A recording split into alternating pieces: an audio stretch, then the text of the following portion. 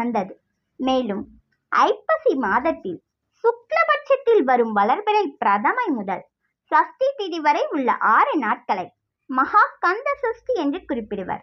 இந்த 6 நாட்களில் ஒரு மனதாய் நம் முருகப்பெருமானை நோக்கி வணங்கி வருபவர்களுக்கும் தலத்திற்கொரு கவசம் என்ற வீதத்தில் நம் தேவராயர் சுவாமிகள் எழுதியுள்ள 6 கவச பாடல்களையும் கந்தனை நோக்கி பாடுபவர்களுக்கும் நம் சொந்த கடவுளாகிய கந்த கடவுள் என்னவெல்லாம் செய்வார், நம்மை எப்படி வந்து காப்பார் என்பதுதான் இங்கே சஷ்டியை நோக்க சரவண பவனார் என அமைந்துள்ளது.